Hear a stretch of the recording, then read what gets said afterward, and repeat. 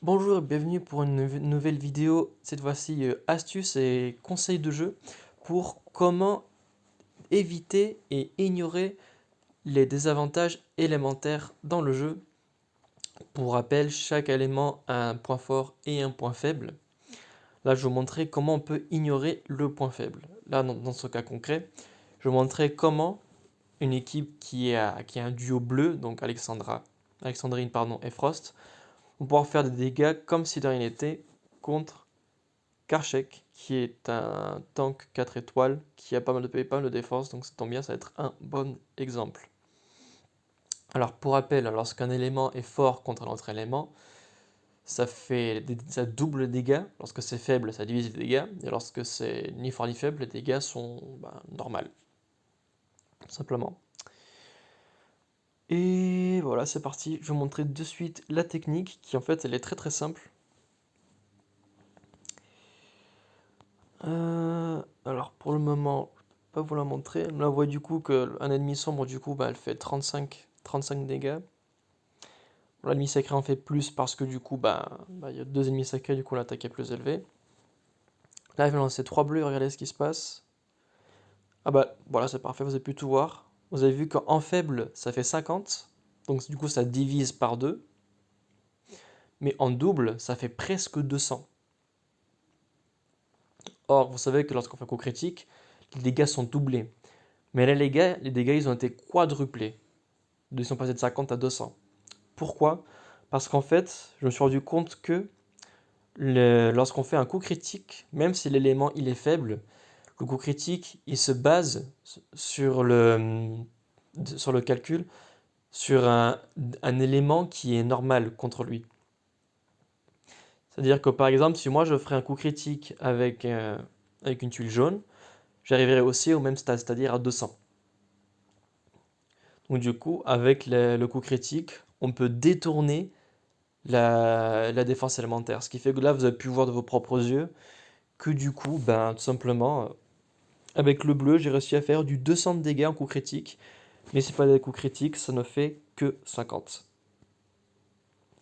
Vous avez pu le voir encore une fois. Donc voilà, la technique, elle est simple. Je viens de vous la montrer. Il suffit de faire des coups critiques. Et du coup, ça permet d'éviter la barrière élémentaire. Du coup, moi, ça m'arrange, ça me motive encore plus. Vu que j'avais déjà de base l'équipe que vous voyez, c'est l'équipe que je compte faire, que je compte tester à long terme pour l'attaque de Ré. Vu que j'essaye justement vu que j'ai pas mal de héros de la famille 2021, je réussir à parler, purée.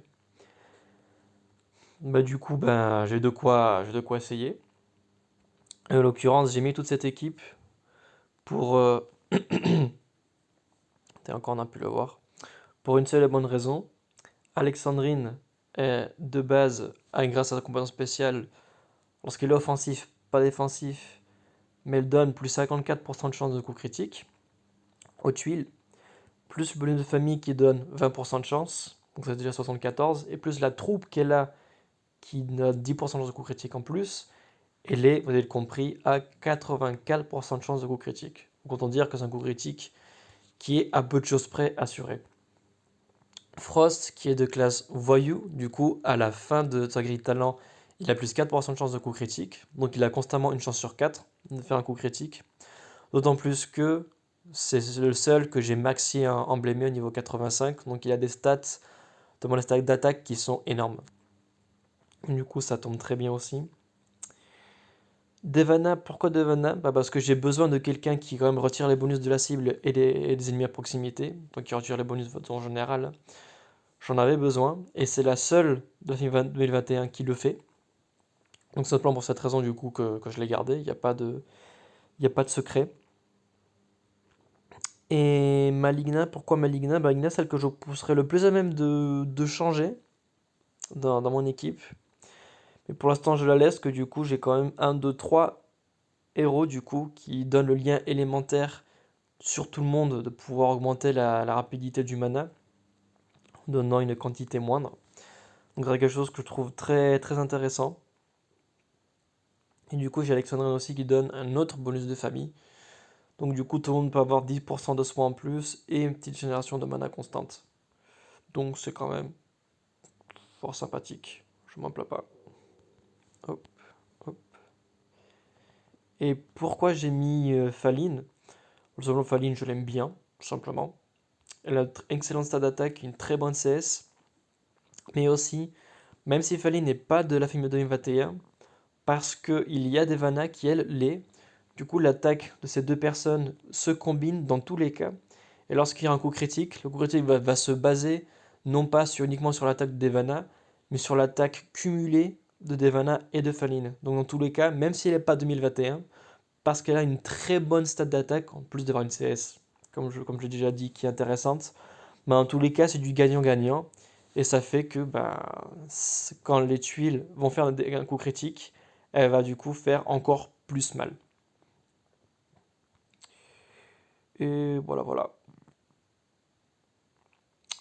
Voilà, bah maintenant vous avez ben, le secret.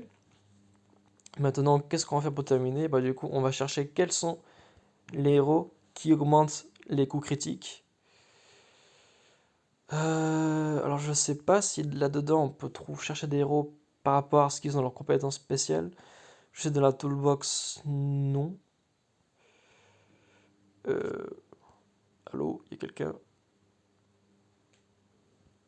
Hop, page d'accueil. Bon, pour le moment, il boude. Est-ce que toi tu boudes pas?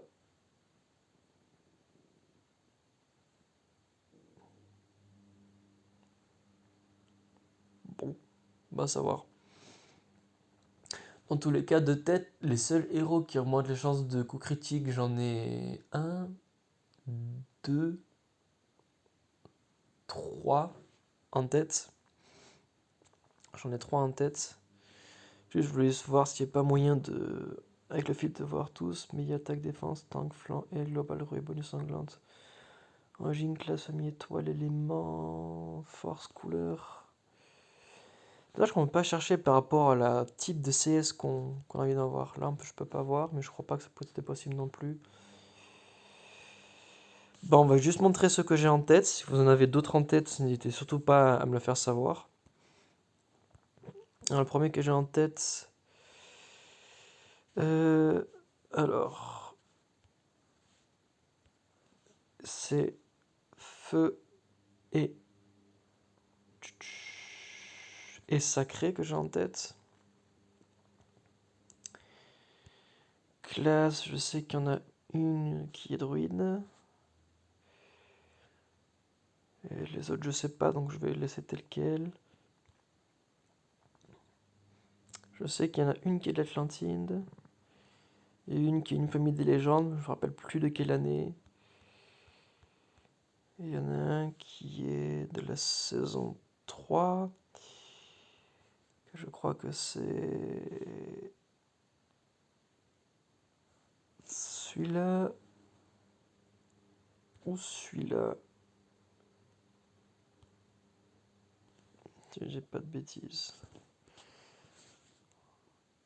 Alors parfait, alors le premier que je pense c'est Ares du coup, qui donne plus 34-36 pour chance de coup critique pour tous les alliés sur 4 tours. Après c'est un héros du mois de 2017, donc pour l'avoir ça va être très circonstanciel et très difficile, mais si vous l'avez, bah, tant mieux pour vous, en tout cas perso je l'ai pas. Qui d'autre? Est-ce que je vais le trouver facilement? Alors elle, qui est la plus accessible à tous, bon, après c'est une 3 étoiles, qui n'a pas des stats faramineuses vu que c'est la saison 2, mais elle le fait tout de même, plus 36% de chance de coup critique et aussi pour 4 tours sur tous les alliés. Donc elle aussi, du coup, ça permet d'outrepasser la barrière élémentaire. Et il y en a un autre que j'ai mal dû calculer, qui est de la saison 3, qui est un 4 étoiles, et qui doit être d'une famille auquel j'ai pas dû mettre la bonne. Du coup, on va mettre tous celles de la saison 3, mais je sais et sûr et certain qu'il est de la saison 3. Voilà, c'est toi. Saison 3, Shad Rave, lent, avec des stats qui sont plus défensifs, donc ça c'est cool du coup. Ils ont tous les alliés en plus 30% d'attaque pendant 4 tours, et aussi plus 30% de chance de coup critique pour 4 tours. Donc voilà, donc du coup, c'est ces trois héros-là que j'ai en tête et qui augmentent les chances de coup critique et donc permettent aussi du coup d'augmenter les chances de coup critique et d'ignorer la barrière élémentaire. Donc j'ai ces trois-là en tête, je sais pas s'il y en a d'autres. Alors, je sais il y a le lien élémentaire. Ah voilà, il y a le lien élémentaire aussi de 2020, je crois qu'ils sont. Voilà, toi, les plus 10% de sous critique pendant 6 tours. Après 10%, c'est pas énorme. Par exemple, si vous avez. Oui, ça, par exemple, si vous avez 2 rôles à la famille de 2020 et 3 rôles à la famille de 2021, ben, du coup, là, ceux 2021 vont vraiment être plus chance de coup critisé, on pourrait dire. Alors qu'en plus, l'élémentaire, ici, il est pendant 6 tours. Non, l'élémentaire, c'est 6 tours, c'est énorme. Alors, c'est 4 tours, là, c'est 6 tours. C'est pas mal. Et qu'il y a aussi certains héros de la famille de 2020 qui donnent, mais après, c'est 10% de chance, donc c'est pas énorme. Mais voilà, je sais pas s'il y en a d'autres. En tête, j'ai juste ceux-là qui me viennent à l'esprit. Si vous en connaissez d'autres que j'aurais pu oublier, n'hésitez pas à me le dire en commentaire. En tout cas, je suis preneur parce que du coup, ben, la petite liste elle serait intéressante à faire. Non, toi non. Et voilà. Voilà. Mais en tout cas, c'est tout. Pour savoir comment outrepasser le barrière élémentaire, j'espère que cette vidéo vous aura plu et vous sera utile du coup pour vos attaques de raies et pour toute chose en général. À très vite!